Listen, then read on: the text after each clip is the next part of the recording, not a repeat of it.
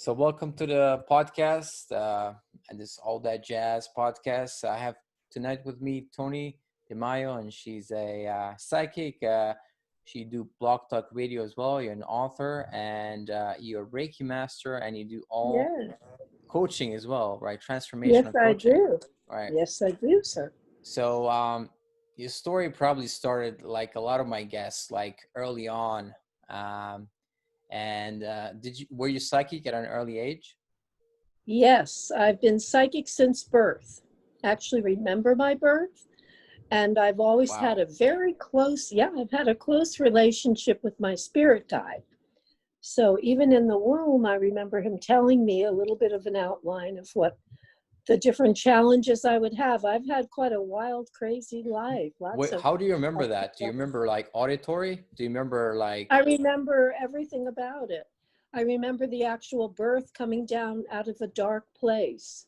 I remember that sounds were amplified as if I were underwater, which I was, but I wasn't aware of being underwater. I was always an adult consciousness inside of a child's body. I'm a very old soul. And so I was born into this, came down this tunnel, and then I was like scared, like people were lifting me and running around and putting things in my eyes, and I couldn't see from the light. The lights were so bright. Right. So it And was then a challenge yeah, to go from the yeah, spiritual to the physical, like yes. It's like I was zoomed into there and then zoomed out. what is your experience of since you have memory of before you were born, what is your experience of the soul before you're born? Does it start right at conception, or does it inhabit it later on? I think it. I think the soul comes in later on, only because from my memories, I Mm-hmm. just remember kind of an orientation in there with lots of voices echoing. I could recognize my parents. I'd been in there long enough to know, or I knew ahead of time who they were. Mm-hmm. And then I was coming down the birth canal. It was a squeeze. It was painful. I remember all that. It was like, oh, life now. Life is kind of tough already. And then I popped out, and then Right. I was scared. Yeah. So I think it's at the moment of birth. That's when the soul enters. I think the body is forms, and they make sure before the soul enters, so that when a baby miscarries, because the Mm-hmm. body isn't forming properly, the soul isn't involved in that. I don't believe, but I could be wrong. We're not going to Okay. know for Okay. sure Okay. until Okay. we get up there. But I've heard others say that as well. That's my intuition that I'm going So by. the guides are you mean that they're like your guardian angels in a way in another Yes, well, tradition. there's actually a hierarchy of angels. If you want to get into that, there are archangels who are over your spirit team. That's the best way to put it. You have a Okay. spirit team when you come to Earth. It's more than one, but everyone is given one spirit guide. They don't have wings. They were on the Earth at another time, and they have had similar challenges that you will endure. And you basically have a contract, I believe, with God, with your higher power, whatever you want to call him, Mm-hmm. and him, her, whatever, the great white light, the force for goodness. Mm-hmm. And you have pretty much outlined with your creator what you want to do, what you want to accomplish soul wise. So Right. Earth is like a stage, like plays. We're like enacting dramas and comedies, and in which we are learning our lessons here. Right. Is it Earth helpful to School. know beforehand what the lesson is? Because obviously, did you know lesson even before you were born? Did you know your purpose? I didn't know my purpose fully. I did actually. I did. I knew I was going to write books because when I was maybe two, I started to try to write. And I kept saying, first thing I ever said to my parents when I could make sentences was, I'm going to write books. But I didn't know what they were going to be about, quite honestly. I had Mm-hmm. no idea what kind of books. But I knew I came to write, and that communication was my thing. Then when I was 7, Archangel Michael took me out of my bed. I woke up and saw this big light being next to my bed, kind of blondish and rugged. And Mm-hmm. he didn't have his wings on, but he had a long white, outfit on, just kind of, what you would think, kind of angelic. And he said, "Don't be afraid. My name is Michael." And I said, "I think I know you." And he laughed. He said, "You do." And he took my hand. He said, "Hold my hand and don't be afraid." So I did. And he took me out of the bed. And the next thing I remembered was flying through the sky. He had one arm around my waist and we could fly because I wasn't in my body. Oh, so you were like astral traveling out of your body. Yes, but he Okay. took me, and then we were in outer space, and then we went higher, and then we came down into this beautiful celestial blue, and I'm going, "This is so beautiful." I wasn't even afraid. I wasn't even afraid. He completely, like, I don't know what he did, but I guess in my soul, I was not afraid of Archangel Michael, and I thought it was a good Wow. idea to go with him. And then we came down to this field with children from every country. They were all rolling down this field, and in the center of this beautiful green field was the tree of life, which I didn't identify it as such. I did not know what that was. I didn't know till I grew up and saw it and went, "Archangel Michael took me to the tree of life. Now I understand." And it Wait, you had were like 3 years blossoms. old at that time, No, or no, I was 7 then when oh, I got 7. my Sorry, purpose. sorry. And then he gave me my purpose. So he had us all hold hands around the tree. Then he came to each child. And the reason was we were all had a tenuous hold on life. We were very enthusiastic livers, but we got very upset by a lot of the tragedies of life, by the ups, by the downs, by the evil, Mm-hmm. by the things that were even touching our lives, even if it was from knowing about it and seeing things happen, cautions from our parents. We weren't handling that as well as we could have.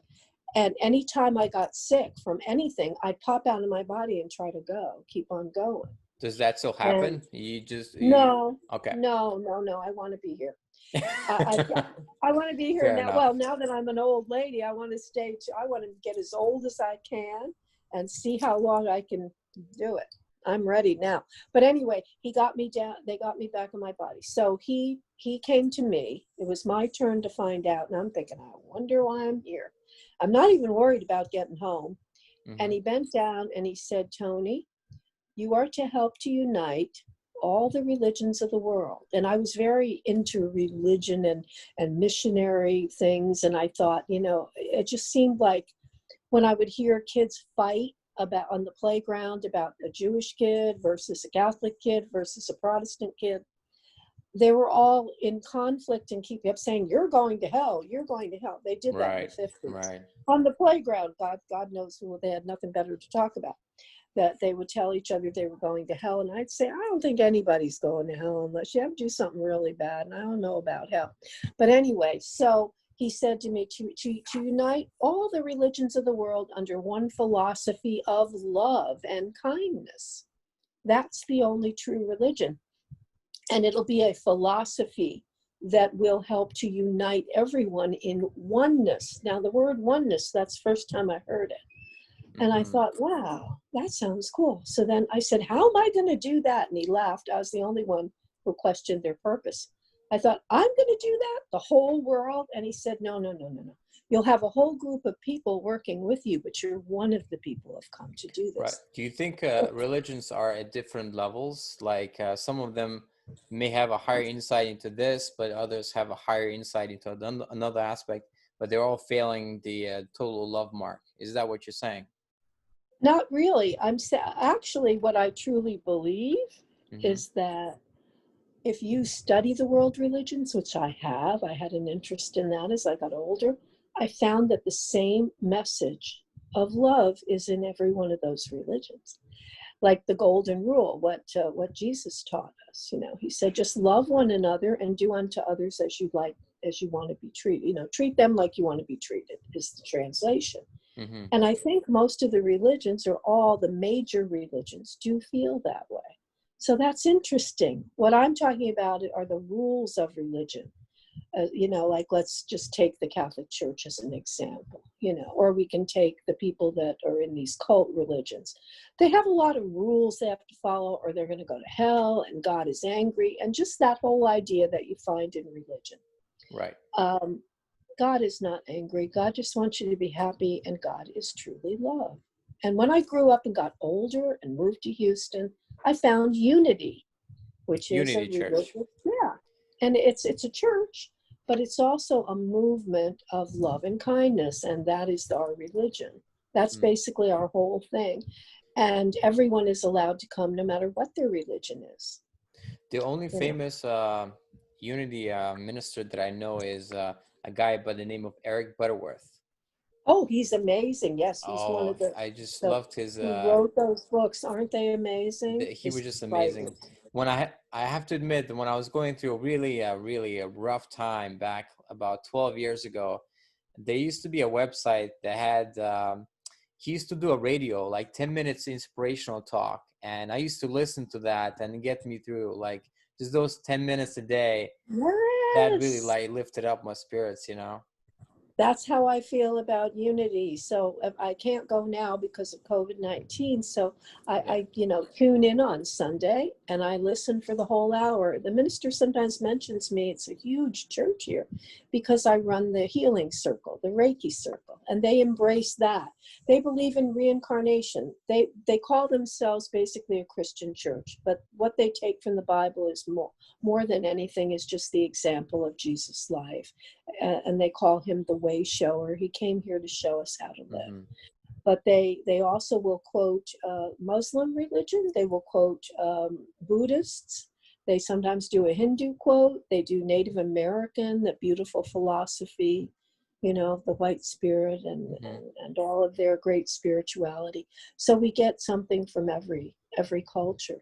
And the place is multicultural, especially in Houston. Because it's an international city. Well, hopefully, in due time, religions there will be more and more people that will subscribe to this idea that it's not just my religion. Nobody's right. Everybody's right. If you love God, you're doing good.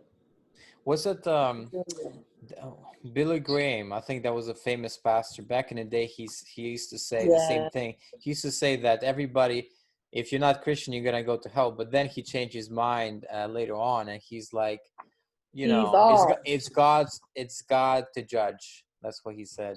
That's right. It's always God to judge. Okay, I want to go to your psychic early days of psychic abilities, because and I'm always curious about, because I don't think I've had that kind of psychic. I've had maybe a little inklings of here and there. Everybody's got it. I teach it twice a month on Zoom. Anybody can come. Actually, it's on the second and the fourth Sundays. You can find me on Facebook, Toni Demaio, capital D-E, capital M-A-I-O. Demaio is the correct pronunciation. In Italian, it was Americanized to Demaio. Yeah, of course. Either one is fine. And so anyway, long story short, you're born with intuition, all of us. Some people have that heightened intuition. And if you look at the animals, they survive from intuition. I just read a wonderful quote that in that flood in Thailand, do you remember that terrible flood in Thailand? About the 2004? Tidal wave, the tsunami. Yeah, 2004. Not one animal died, I heard. Do you know why? Because they knew it was coming. They all went to higher ground and looked down on everybody else. If I saw the animals running to higher ground, I'd start running after them. That's amazing. I think you're the second guest that mentioned that. That's amazing. It's a true thing. It's a very profound thing. I think it was quoted rather recently. It might have been why we were all talking about it. But it's so true. So animals can show you intuition. I mean, when the birds all run here and act crazy, and I know that the rain is about to pound, probably hail. We have 3 cats here. When they all come flying in and give me a look like, oh, we're home. And I look out, the sun's still out. I go, okay, something's coming. And then boom, it comes like nothing. Right. Thunder, lightning, hail, pounding. Sometimes the hail balls are that big. I mean, crazy stuff. Even in Texas. In Texas, yeah, it's crazy. The weather's been crazy. Everything's. the weather is upside down. Right, right, right. Some So, guy. what are your some of your earlier experiences Oh, that proved? yep. You asked me that about 4 times, and I'm not telling you. Sorry, yeah. I Well, will. I'm sorry. We talk about everything else. Yes, I was born that way. I started seeing dead people and tiny little kid, and I thought, okay. And somehow I knew I wasn't terrified, and I'll tell you why. I could see through them. I actually see as pixelated lights. If they're little tiny. Remember that light and bright thing kids played with? I don't know if you had that when you were little. no. There was like a screen that they put lights in to make a picture.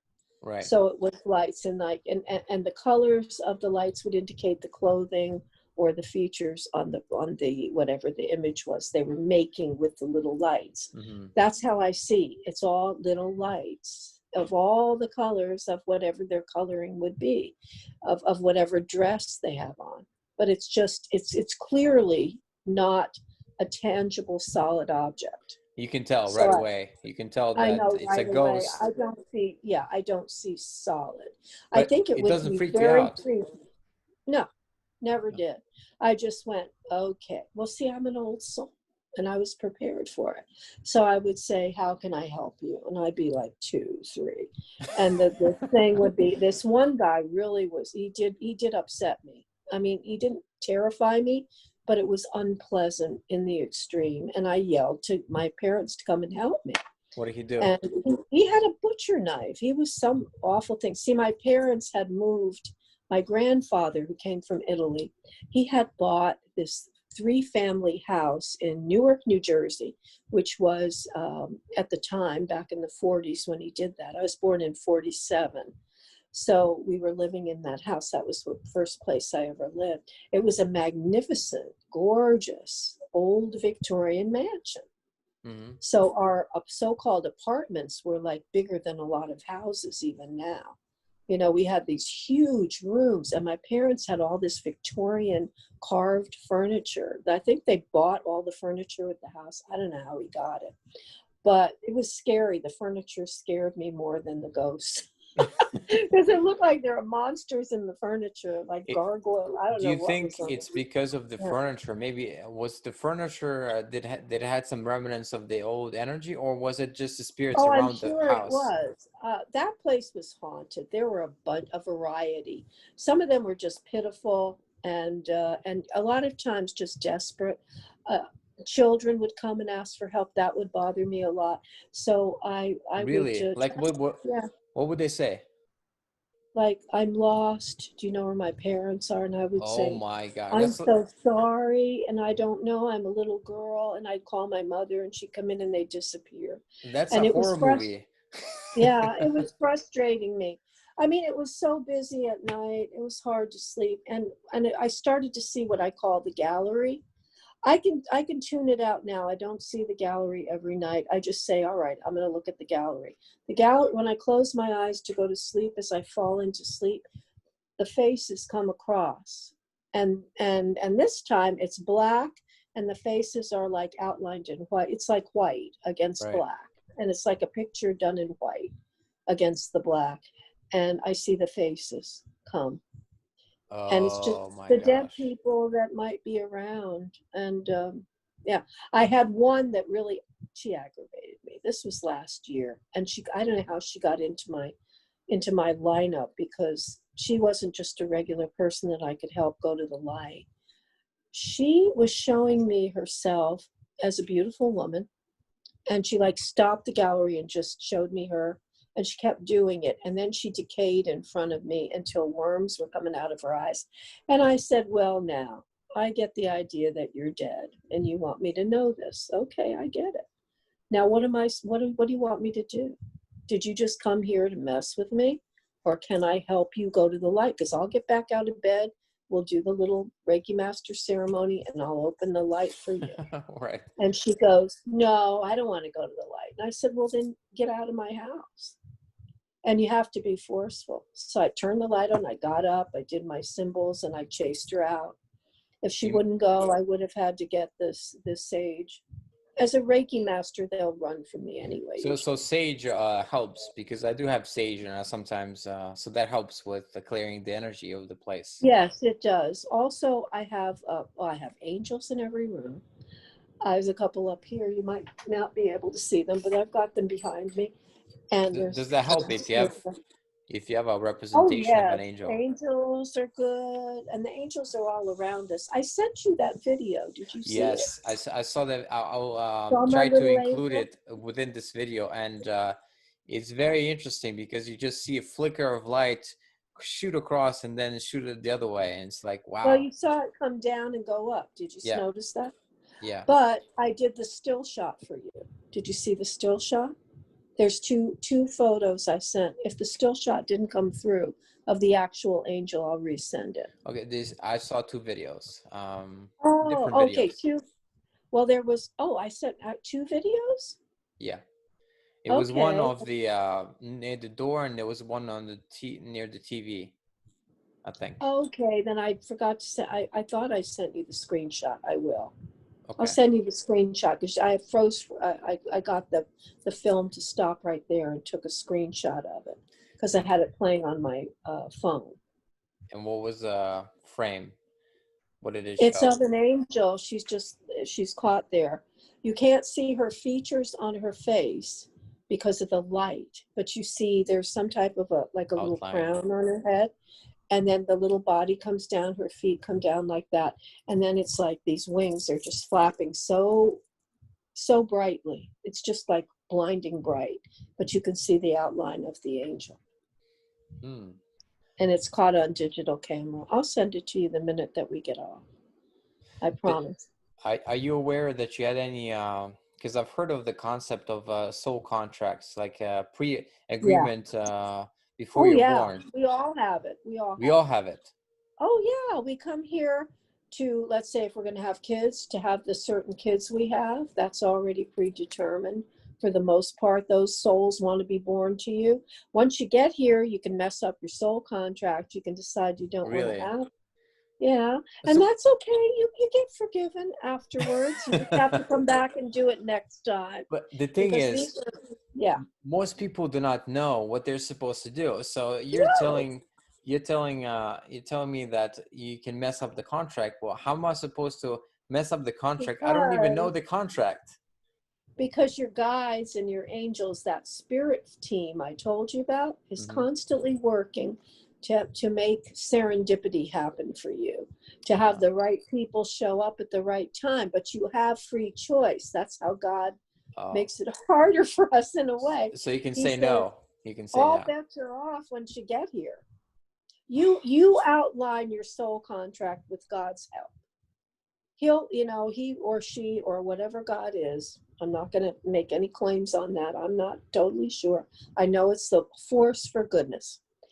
And that spirit being will help you to realize what your soul needs this time to work on, to learn, to get to be a better person, more I mean closer to God is what you're always trying to More get. loving, more loving. More loving. That's Yeah. the whole thing. That's the whole meaning of life, is love. That's the whole thing. It's the secret.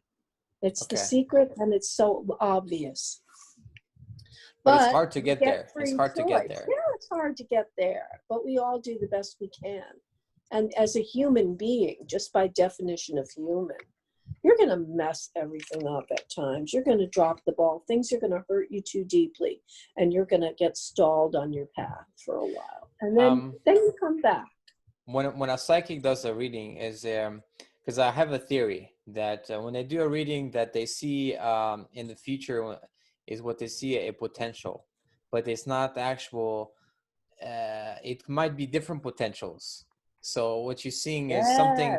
If you're going on this trajectory, sorry, possible well, futures. okay, I see. That's so that's the way why I certain read. things don't happen, what they predict, because you still Because have free of your choice. free choice. If you decide to deteriorate, to just to give up on life and lay in the gutter and give up, That's what you're going to do, and that's what you're going to get. Now, what were your possible futures? You could have maybe been very successful, very happy in love. Like, let's say you're wounded in childhood. Something horrible happens to you in childhood. Probably your soul set that up for some lesson that you needed to learn that we don't know on earth. We're not supposed to know. You're not supposed to know what your contract is. Right. You're really not. They only tell you specifically if you're trying to get out of it and leave Earth. And If you you're trying to really commit don't want suicide. to do that. Okay. Well, I wasn't trying to kill myself. I was just trying to float away anytime I got sick. Because when you get sick, you can choose to die or you can choose to get better. But if you turn off that mechanism that gets you better, I remember making that decision when I was a little tiny kid, maybe 4, and I got very ill. And I'm sorry I know the phone rang, so I got rid of it. So, I was very ill. I had German measles and chickenpox. And I remember thinking, I'm just going to float on out of here. I know I don't. Oh, good Lord, she's not going to stop. I'm so sorry. It's all right. My daughter may call and keep calling. I told her I had this interview, but she obviously didn't read the text. So anyway, I tried to float out, and all my spirit team came around the bed. I looked down and saw them. And they said, what are you doing outside of your body? There were 5. I have 5 guides.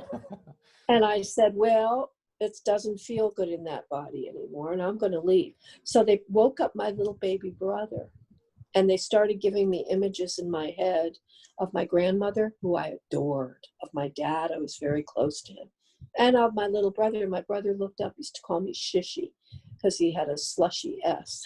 He outgrew it. And he goes, Shishy, Shishy, and put his arms up. He could see me because he's a little kid.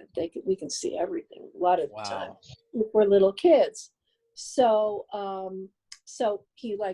I came back down, and they said, get back in your body, Toni. And, please stay there. You have to get, and I remember them saying, and I said, why? And they said, because if you don't do it this time, this is an important lifetime for you. Yes, you will have many challenges. And they were saying, but you knew that when you came. You agreed to it. If you don't meet all the challenges of this lifetime, you will have to come directly back and do it again. All of it again. With different parents probably, and, different scenarios. Right. This is so mind-blowing though, because it's us talking right here. It is so many different decisions that went into this happening. It's like 1 trillion decisions. I'm not surprised it happened.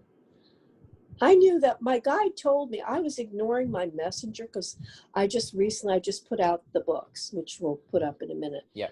And so I've got a lot of stuff going on. So I can't go at it every second, which I'd love to do. I'm very big on customer service. That's my big thing. Mm-hmm. But I had to wait until I had time to look at it. So on early Sunday morning, they woke me up and they said, listen, there's a guy on there who has an opportunity for you, and you need to meet him. So go look at it. It's something, it will promote your book and your business. So I thought, okay, it must be an interview. And I got interview, they told me. And I went, okay. So I got out the phone, and right in bed, in the dark, I went up and down till I found it. And it was you. That's amazing. So I said, I'm so sorry, but that's how they have to tell me stuff. They have to tell me more stuff now directly because I'm getting older too. Okay. I want to go back to when we spoke yesterday. I think you told me about the psychic. You were with your mother, and you were going. Oh yeah, yeah. The first that's a very interesting story. I predicted what was going to happen to her. I never know when these big predictions are going to come. If somebody calls for a reading now, the way that I read is to go through the spirit guides. That's my thing. And I do that on Psychic Tapestry on the radio, which I know we'll talk about in a minute. But just in the beginning, when I was a kid, I didn't know when I was going to get the knowing. I called it the knowing. And I would share that because I'm a communicator, as you can tell. I'm outgoing. I'm a fire sign. If you know astrology, I'm Sagittarius. So we just let it all hang out, you know? Right. Yeah, we share. So, we're going to a hair appointment, and it was a summer evening in the suburbs of New Jersey, in a fancy little town where no crime happened. I didn't even mention that. Summit, New Jersey, actually. And so we get out of the car and we're walking, and my mother says we're going to be late. And I forget his name, Mr. something. What was his name? Mr. Michael. Mr. Michael will lose our appointment. And I've had this appointment. She was all upset about this appointment. She goes, we're going to have to cut through the alley. Now, when you hear alley, it sounds like a scary place. Not this one. This was in an upscale, fancy suburb. And it was like brightly lit. It wasn't even dark out yet. So there's no reason to be afraid. It was wide, and you just could cut straight through. And there was Mr. Michael shot straight through that alley across the street. So she grabs me up and off we go. And suddenly my guide says directly in my ear, you can't go down that alley. There will be shooting in the alley. Someone's going to be robbed and there will be shooting in the alley. Now, you could see no one in the alley. And I thought, my mother was tough. You know, she was a model. She's a professional model, and she's gorgeous. And she was on her way to get her hair done, and there was no way she was going to not go. She was going to not do it. So I knew she wouldn't listen. So I backed up, and with my I broke away, and I grabbed the parking meter on this street just opposite this alley, and I grabbed a hold of it, and I put my arms and legs around it, and I said, I'm very sorry, but we can't go down the alley. And she goes, what is wrong with you? You and your imagination. I said, no, someone's going to be robbed down. There's going to be shooting in about a minute, mommy.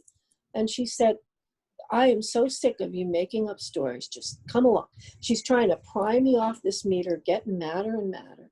And then we hear bang, bang, bang. And she goes, there's the shooting. It was a liquor store that got robbed, and the guy backed in there, and he's shooting because the guy inside started shooting out. He's shooting in. They're all shooting. And I don't even know if anybody got killed. I was never told. My mother picked me up, and we ran, put me in a doorway, and she put her arms up like this. She was shaking and looked down on me and said, I'm so sorry, Toni. I will never doubt you again. And that was a lie. She doubted me always. She doubted you all the way. All the way. She said, you know everything for everybody else, but you don't know. You can't tell me. Oh, I'd say, well, that's true. Yeah. But maybe that's a parent's thing. They're like, well, my child cannot know more than me. Oh, well, I don't even know. But I saved her life. I didn't tell you. I have another one about my mom. Woke up at 3 a.m., which is like the witching hour. That's when the veil is thinnest and you get a lot of messages or visitation. At 3 a.m. If anybody's listening, they've had any wacky things happen. At 3 a.m., what if you're awake? What if you're awake at 3 a.m.? It's not. It just woke me up, and I went, what? And then I heard the voice of my guide, your mom's house is on fire. Call her now. She's asleep. Tell her to get on the floor and crawl out. Then you call the fire department. Clear as a bell. I mean, whenever it's to save a life, that's how I get it. And I had no question. So I reach over, call my mother, and tell her. And she picks up the phone and starts coughing. And she goes, oh my God, there's smoke in the room. She didn't even know who I was because it's old days, you know, it's in the 70s. I'm a young mom, and I'm married. And I go, Mom, it's me. Your house is on fire. Get down on your knees and crawl out. I said, you know, you can crawl out. You'll make it out. I'm calling the fire department. She's living alone. She's getting older. So I called, and they came. And what had happened was the furnace was burned out. It was winter. And the oil furnace, and it started a fire in the basement. So she didn't have a lot of damage, just smoke damage, but she got out alive. She would have died from the smoke inhalation and then the fire because it had caught fire, but she got out. But that's a good advice, because the smoke was all, and the underground is the only place where it's less gas. Where you're easy, yeah. So it worked, and she got outside, and I called the fire department, which was down the street. It was on the same street as hers. So they definitely saved the house. It was like 3 doors down was a fire department. Wow, that's amazing. Yeah. And did you save other lives as well? or that's the No, only? just her. It was my brother was younger. He was still living there, but he wasn't home. She checked him. I knew he wasn't home because I wasn't told to save him, but she went by his room and said, no, he's not home. He was, he was out. Yeah. So So how it was did you late. get into Reiki? How did you get into Reiki? Reiki. I was told to find, well, since I was a little girl, I had what they called healing hands. And my son once had a terrible accident, which I predicted he was going to have an accident that day, kept him home from school, and he had it on the front porch. He and his sister was on, and that's when I decided to study to hone my abilities, because I would know stuff sometimes and not be able Can to I ask you key in. this? Yeah. Would he still have the accident had he gone to school? I don't even know. Yes, actually he would have, because he made it through the whole day without the accident, and it was after school. I was making dinner, so yes, he would have had Oh, it. there you I go. just thought, well, see, they were going on a school bus. Again, it was winter. So my rational mind took over too fast, and I thought it must be a bus accident or something. So I'm going to keep him home, because I was personally worried. See, your own worries can come in. That's called the monkey mind.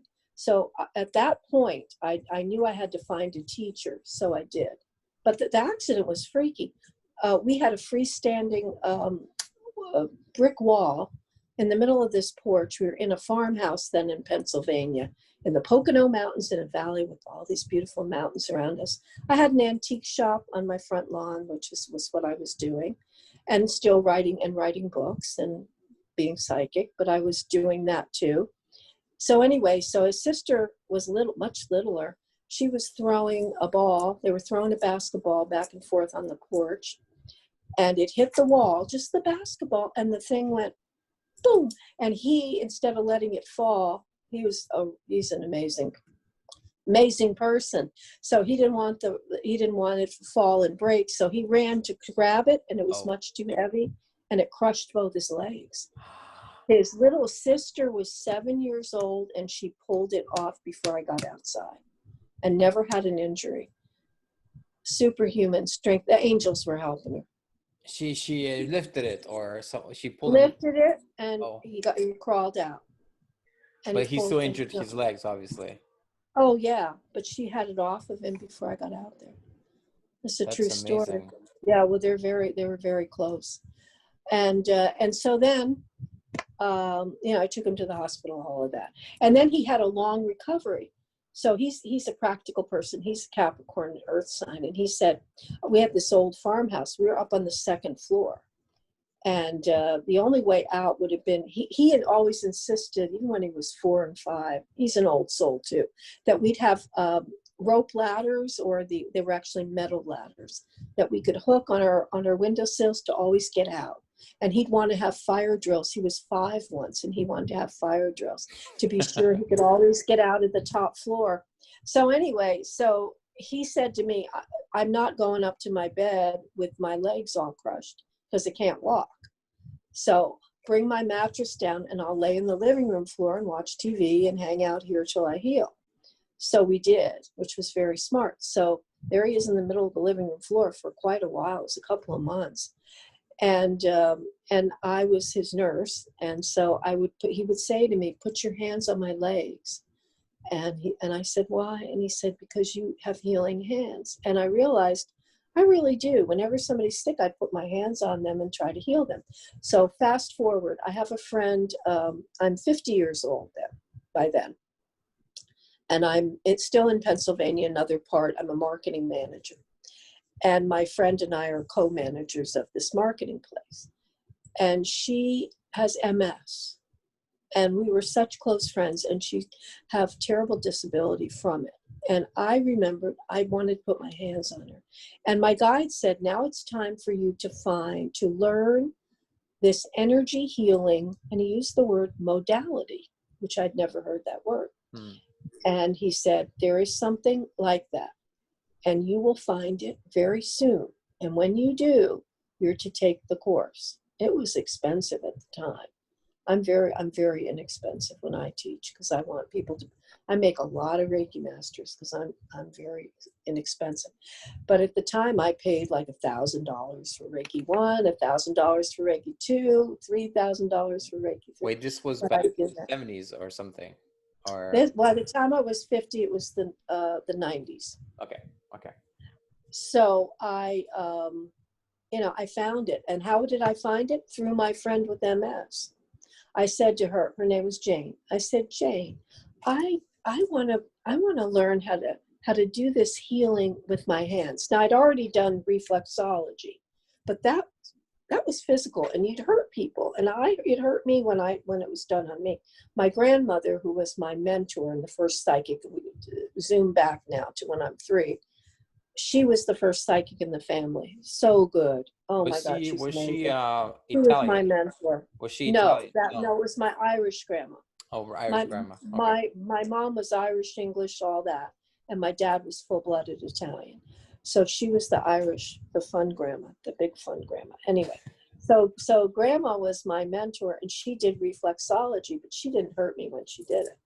But I knew all about how it worked. So I thought I wanted to do that, but my thumbs would really hurt, and I didn't like hurting people. And if you do it the way they want you to do it, it hurts. So I thought there's something better than that, where they were telling me you don't even, you can put your hands over or on the person, and you're going to channel energy from the heavens. So I'm looking and looking, and I tell Jane, I'm looking for something, and I describe what I want, and she says, I have a friend who is teaching something called Reiki, and the way she describes it, it's exactly like that. And her class is this coming Saturday. Now, I'd gotten my income tax return, and at that point, I was a single mom in that junction. So I had all this money, because when you have deductions, You so I get had a money. lot of money in my income tax return at that time.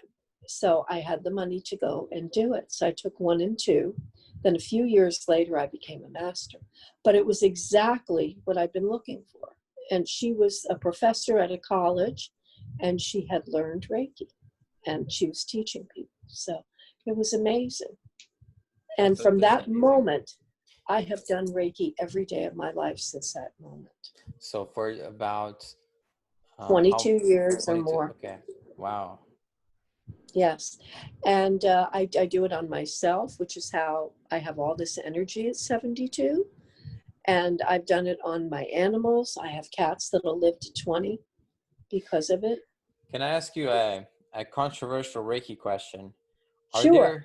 Are there bad Reiki practitioners that are not maybe spiritually well, and they're using it as because one time I was talking to somebody, I forget who, and they were saying that that they thought that some people do it for the ego gain, that, oh, I'm a healer, all that. Is it possible to still misuse it? It isn't the person that heals. It's Right. always divine energy that filters through you, that channels through you.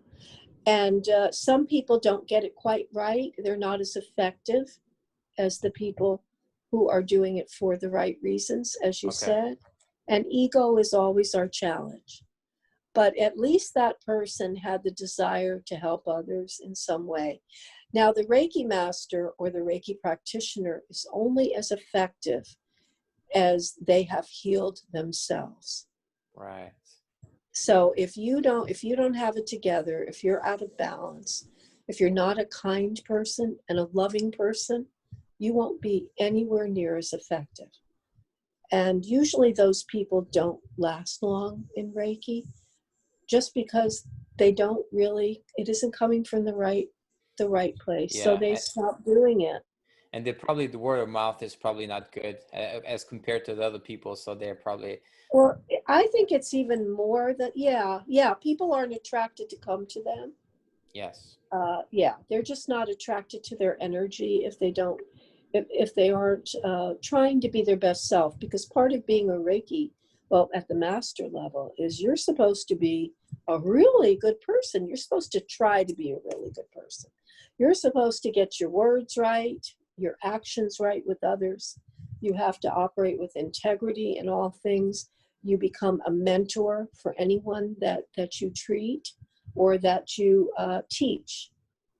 And Yeah. it's a commitment to living at a higher vibration.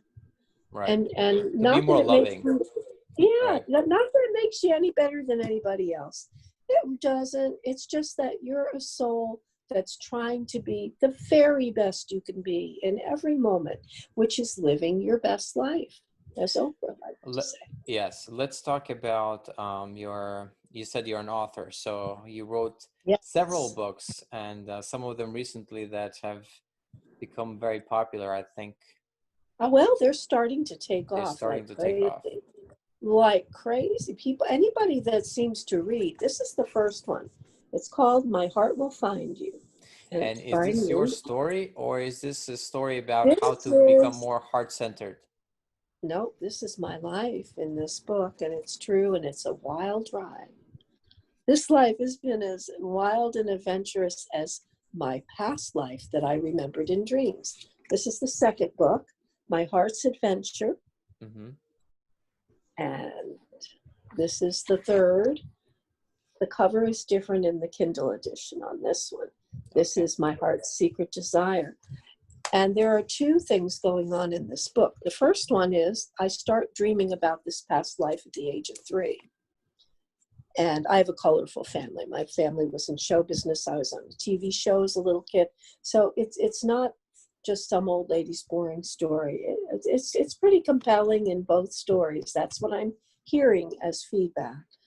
And so I started to dream about it. I grew up and wrote the book, wrote the dreams into a romance novel.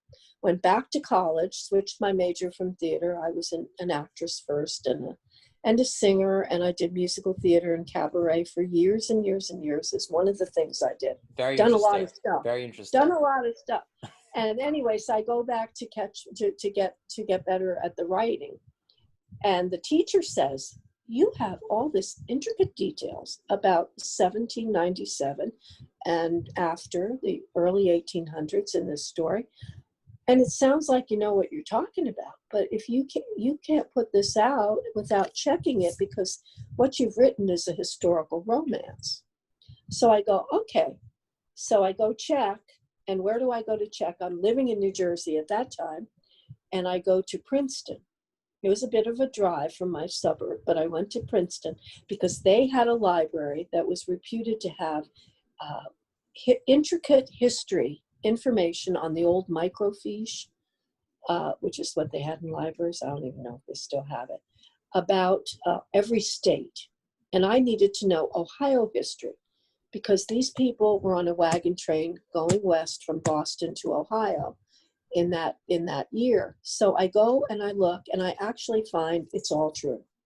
I found that I had written the right last name of the man that started this wagon train. And I think I also shared with you years later, I got to go see where the town in Ohio where they docked, Marietta, and they have preserved the historical part of the town. And my husband, who had read the book, he said, wow, you've got this right. He was like thrown for a loop. I kind of was too. It was very surreal to be back in those places.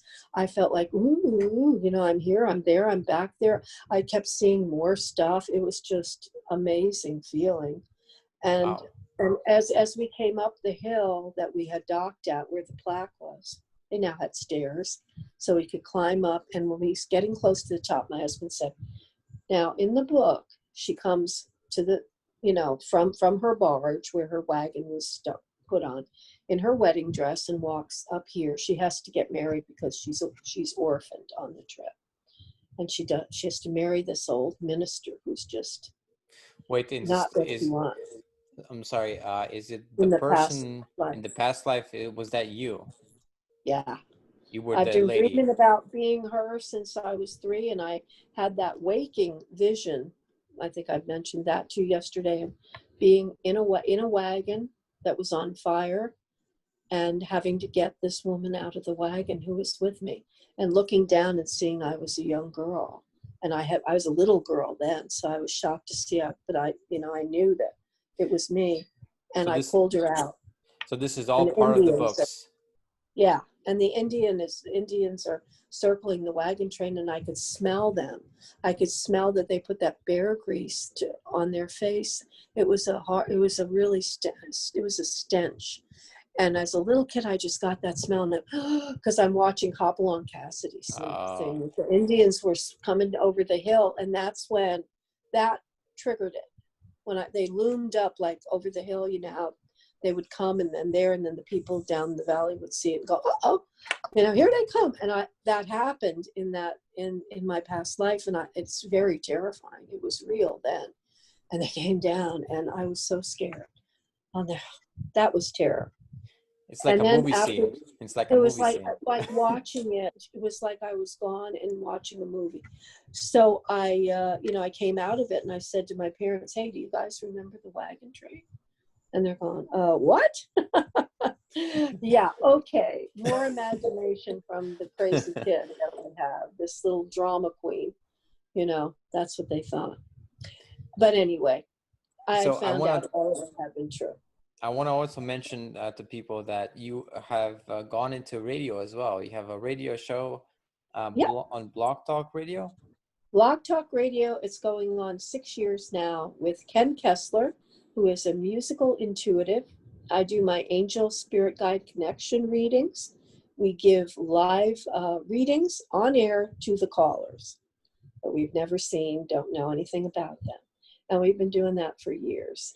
Right now it's on Mondays. It's going to be, we're on hiatus because he's moving. He's got a big move plan. So we're on hiatus for a few weeks. We'll be back. You can find me on social media with my name. It'll come up all over the place, and I always post. I'll post the link under the video as well, so people will be able to find you and your website and all that, and your Blog Talk Radio. What to explain to people, what is a musical intuitive? Intuitive?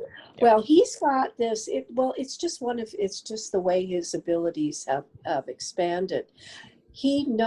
Whenever he hears a song, or if he hears a song, he gets a message from it from somebody. That's how his messages come, from the lyrics. So he's been in radio forever. That was his profession for 40 years. So Ken has loaded this jukebox. He calls it the psychic jukebox. And it's loaded with thousands of songs from every type of music you can imagine, everything. And it plays continuously during the show, but we don't hear it. It's like, he's got it on mute. But whenever we take a call from a caller, he stops the music at the place where they picked up the phone and said hello, and that's their messages in that song. And it truly is. He can also read tarot, but he does that for the people, and they're blown away every time. So it's whatever the lyrics are, it's very accurate, and they're like, "Ooh, this is my situation." There's some message, there's some message in it, and usually a very profound one to be found, or something to look at. It's just they're just very relevant to the people's lives. Okay. And he works through his guides as well. So that's why we're so compatible.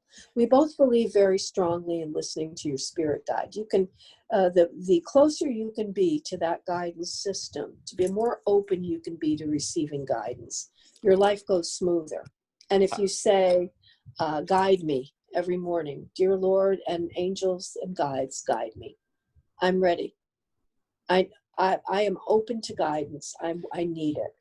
Everything comes into play, and things start to happen serendipitously for it. I need to do that more. Because we have to do it every guidance morning. is part of a program that I attend as well. And I always find when I do guidance, the second challenge, is you get guidance, but then you also need to follow it. It's one thing to. You need to follow it. Yes. Yes. The better you are at following your own intuition, and intuition comes in various ways. Everybody has it. There's clairvoyance. If you have vivid dreams, if there's ever a message in your dreams for you, a lot of the time dreams are just your subconscious working crap out, and we know that. But sometimes there's an important dream. Claircognizance is inspired thought, where the angels and guides put an idea in your head and you'll go, that's the answer. How did I think of that? Well, you didn't. You didn't. There's two others. The problem I have often is, how do I know if something, because I have often doubt, like I'm getting this guidance, it all seems very good, I'm getting a couple of things, but I'm like, is this really it? Is this really, It has to resonate with you. Okay. Even the guidance are suggestions toward what the guides, they've known you since birth. And they kind of do know what would be good for you. So you should consider all guidance, but consider it. You're only supposed to, and any psychic that gives you a message, that too, if it doesn't resonate with you, that's okay. You don't have to listen to other people. But I try not to tell people what to do. I just show them possible futures.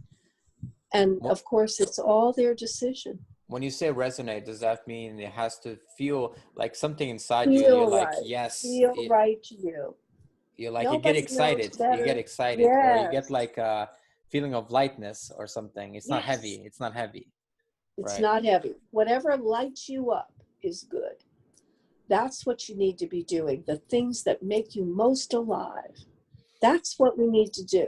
We shouldn't have jobs that drain us. That I hate to go to work. I hate to wake up in the morning because I hate my job. A lot of people do that. Quit that job. You have to quit that job. You have to find something better. If you need education, you have to man up, woman up, and get it. I have a question about this, because there's a theory. I read, I think it was James Allen. I don't know if you're familiar with James Allen.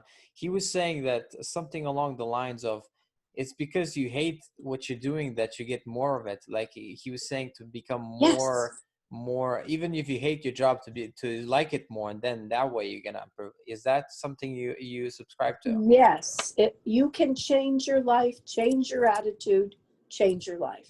Like look at things from a different perspective. Yes. You can change your life by altering your thoughts. That's what he always used to say. That is true. Thoughts are tangible things. They truly are. They're magnetic. We are made of energy. What you believe about yourself is who you will be. It's logic as well. If you don't believe yourself worthy, you won't try to do better. You won't try to go for that if you don't believe you can do it. On that, do you think emotions are more powerful than thoughts, like changing emotions? I think both are very powerful. To change your emotion, you may have to control your thoughts. And that behavioral psychology helps there, I have found. Like, let's say you're in a terrible breakup, your life is shattered, you can't get past loving this person. They're on your mind constantly. You're torturing yourself. This pain, you own it, you wear it like a badge, you become a martyr, and your life is stalled. So how do you change that? You're going to have to, first of all, logically control your mind, your thoughts. You're going to have to choose different thoughts. That's what they tell you in behavioral therapy. You have to push that out of your mind, and you have to start believing in something else. Ayanna Van Zandt has a beautiful tool for that. She has you. She's a big life coach. Do you know who Ayanna Van Zandt is? I do not know. She's associated with Oprah and has often been on OWN. She's had her own show. She says, change your story. You know how we all have our sad story? Yes. We got hurt. Everybody did this and that to us. Well, we all have some responsibility if it's only for putting ourselves there. The only time we don't have responsibility for what happens to us is if we're trapped as a child in a bad situation, at which point we still have to forgive anyone who did bad things to us. Because, why? That no longer serves you to hold on to anger, resentment. That causes a blockage in your body that maybe a Reiki master needs to help you get rid of, or any type of energy healer, or pray to God to let go of that resentment. That's why you have to always forgive. Right. Going back to emotion, I had an experience when I was in France. I used to be very, I would say, very, very afraid of heights. And then I did this meditation based on letting go by Dr. David Hawkins, where I just went into fear and I was focusing on fear. And then I went back to Scotland, and with a friend, we went up this tower. It used to be a church, but now it's a hostel. We went up to the top, and I knew I was going to be scared, so I just looked up, and we went up to the top. but then he ended up being more scared than me. I was like, oh, this is kind of cool, because inadvertently, because I was going into the fear and not trying to resist it, and just being with it. Present in the moment. No. Like through the months of being in France, I did that for like an hour a day for like a few months. Oh, And so through wonderful. that time, I think I maybe diminished the reservoir of fear, as it were, by that meditation. So by the time I got back to Scotland, some of my fear of heights diminished because maybe all of the You fears. faced your fear. You Yes, faced your fear. That's an excellent, amazing, brave thing to do. There's also a shortcut on YouTube. There's YouTube music there to fix everything that's wrong with you. Are you aware of that? I It's didn't know that. engineered scientifically to alter your brain chemistry in positive ways. So if you want to get rid of fear and anxiety, you play that music. You type into the search bar music to rid yourself of fear and anxiety. They usually go together. And you'll get like all these beautiful compositions just pop up. It's very new agey. So you listen to these beautiful tones and this sound and this music. I do it while I'm on the computer, whatever I need. Music for abundance. It starts abundance to flow in your life. And let it mess with your head in a good way while you're doing other paperwork or other computer work. That's what I do. I do it every day. It empowers you. Last thing I'll ask, because this came up when you were talking about that, is the concept of, I think it's real because I've experienced it, I think, spiritual bypassing, when you're like, oh, everything's good and all that, but then you're like, inadvertently, I think you're suppressing something. You're like, oh, this is not me, this is not who I am and all that, but then you're stuffing it away or something. And how do you Yeah. think you can tackle that? Facing the actual truth instead of just giving empty positive mantras. Is that what you're saying? If things aren't great, you're trying to make them better by going, everything's perfect. Yeah, it's kind of like No, everything's not perfect, but it's going to get better. Mostly because I'm going to make it better, one right, way or the other, because you have free choice and you can use that free choice to create exactly what you want in life. And if it doesn't come as fast as you want, that's okay. You have to be patient. That's part of manifestation. right. You should study that next to the law of attraction. That's fascinating. That is the key to, I can manifest exactly what I want, like the very thing. I have manifested a stone house to live in about a month. I manifested the exact model, make, year, and color of a car that I wanted. Didn't even try hard. I just wanted it so bad in that moment. Then I said, that would be so nice. It'd be great if I get that. I don't know how I could get that, but it would be great if I got that. And then I let it go. And it's okay if I don't, because I'm grateful for what I And have. that's the crucial Darned if it ingredient. didn't appear Isn't so that, cheap. sorry, is that the crucial ingredient? You picture something in mind vividly, but then you have to let it go, because if you, You have to let it go right, and let it come to you. And then, do you know what that wanting, that desire, that feeling, you have to feel how good it's going to feel driving in your new car. And getting new cars is not the highest way to do this. How about finding my true love? How about having a beautiful workplace? How about getting along better with everybody? Those things you can also help to make happen with your attitude. And if that's what you really want, your actions will match your desire. And that's how we do create and make things happen. You can't sit in the living room and hope to meet your true love. Not going to happen. there has to be action as well. There has to You be have to some follow your action. hunches. I think, I don't know Your if you, desire with action. have you ever, what's her name? Florence Sin or something, The Game of Life and How to Play It. She wrote that book, Yes. and she was like, you have to, she was like, speak the word. She was big into speaking the word, but then she was like, Speak it then, into existence. then you have Yes. to listen to your hunches. You have to obey it. You have to like, and I thought that was very interesting because That's very true. it connected the intention with the action. It has to be, faith without works is dead, kind of thing. Yeah. And intention powers every action in life. Reiki is powered by intention. Everything is. You have to set an intention to accomplish whatever it is. And that starts to make it happen. Yep. Amazing. So on that note, I think we should conclude this amazing show. And again, plug your, I will also put your links down, but Thank you.